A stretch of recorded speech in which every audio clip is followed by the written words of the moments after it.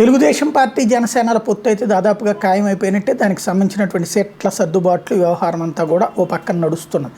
అయితే భారతీయ జనతా పార్టీది అక్కడ లేదు క్లారిటీ అన్నటువంటి విషయం తెలుస్తుంది. అయితే తెలుగుదేశం పార్టీ మాత్రం తొలి లిస్టును రెడీ చేసుకుందని తెలుగుదేశం అనుకూల జర్నలిస్టులు ప్రొజెక్ట్ చేస్తున్నారు. ఇది ఎంతవరకు వాస్తవం తెలియదు కానీ Srikakulam Kinjarapu Rammohan Naidu already sitting MP, Anakapalli Dileep Chakravarthi, Visakha Sribharat ఏదైతే బాలకృష్ణ గారికి సంబంధించినటువంటి బంధువు, నరసాపురం రఘురామకృష్ణరాజు తెలుగుదేశం తరపున పోటీ చేస్తారని, ఏలూరు గోపాలు, విజయవాడ కేసినేని చిన్ని, నరసరావుపేట శ్రీకృష్ణదేవరాయలు, తిరుపతి నిహారిక, రాజంపేట బాలసుబ్రహ్మణ్యం, హిందూపురం పార్థసారథి, అనంతపురం కాల్వ శ్రీనివాసులు, కాకినాడ సానా సతీష్, మచిలీపట్నం బాలశౌరి జనసేన పార్టీ నుంచి. అంటే ఈ రెండు కూడా సానా సతీష్ కాకినాడ జనసేన, మచిలీపట్నం నుంచి బాలశౌరి కూడా జనసేన తరపునే.